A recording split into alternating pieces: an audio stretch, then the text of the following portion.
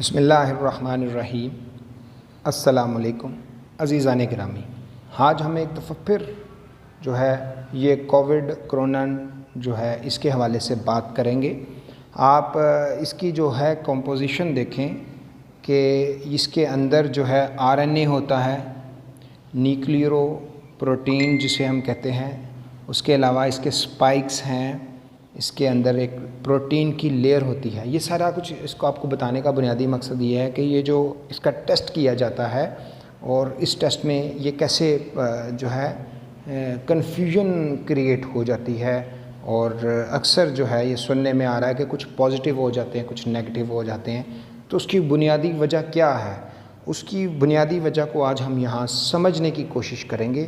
اس سے پہلے ہم آپ کو تھوڑا سا یہ بتا دیں کہ آج کی جو جدید سائنس ہے وہ اپنی تمام تر تحقیقی جو کاوشوں ہیں اس کے کاوشوں کے بعد اس نتیجے پر پہنچی ہے کہ ہر قسم کا جو وائرس ہے جو اللہ تعالیٰ نے بنایا ہے وہ ایک ایسی تخلیق ہے جسے ابھی تک مارنے میں انسان قادر نہیں ہو سکا، اس لیے کہ یہ ابتدائی طور پر ایک زندہ چیز نہیں ہوتا، اگرچہ یہ وائرس اپنے وجود میں ایک پورا جینیٹک جو سسٹم رکھتا ہے جسے سائنس کی اصطلاح میں DNA کہتے ہیں۔ ابھی آپ دیکھیں یہ آپ کو انسانی جو DNA ہے اس کے بارے میں DNA کا ڈفرینٹ اور RNA ہمارے اندر بھی موجود ہوتا ہے۔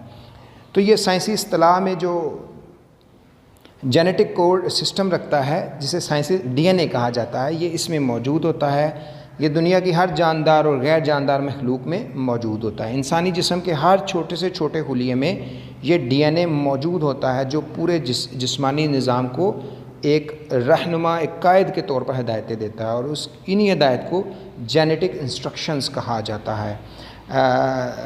عزیزان گرامی، یہ جو وائرس ہے اس کو انسان اس لیے ابھی تک نہیں پکڑ سکا کہ یہ جب کسی بھی جاندار انسان یا حیوان کے خلیے سے ملتا ہے تو پھر یہ اس کے اندر داخل ہو کر زندگی پاتا ہے۔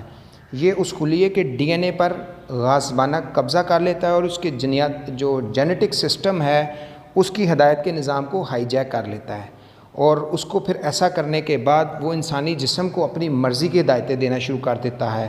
یہ خود بھی اس انسانی خلیے کا حصہ بن کر جب زندگی پا لیتا ہے تو اپنی مقدار میں بھی اضافہ کرنے لگتا ہے۔ یہ انسانی جسم کے اس خلیے کو مجبور کرتا ہے کہ وہ اس جیسے ہزاروں وائرس تیز رفتاری سے جسم میں پیدا کرے۔ ایک وقت ایسا آتا ہے کہ وائرس اپنے اس میزبان خلیے کو بھی مار دیتا ہے اور پھر جسم پر اسی کا مکمل راج شروع ہو جاتا ہے، اور وائرس کو دنیا کی کوئی دوا اس لیے موت نہیں دے سکتی کیونکہ یہ اپنی شکلیں اور اپنی جو سٹرکچر ہے اس کو بدلتا رہتا ہے۔ اسے صرف محدود کیا جا سکتا ہے وہ کہ یہ ایک جگہ میں دب کے بیٹھ جائے یا ڈورمنٹ ہو جائے۔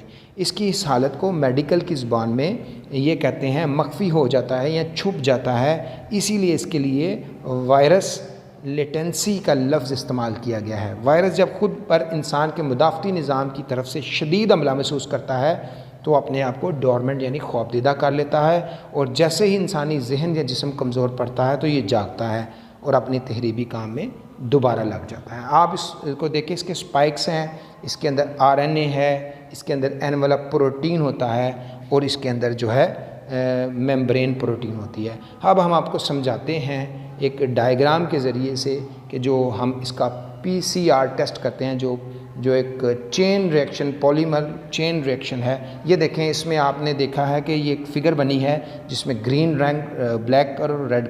جب ہمارا امیون سسٹم اینٹی باڈیز جو ہیں اس وائرس پہ حملہ کرتے ہیں تو اس کو توڑ دیتے ہیں۔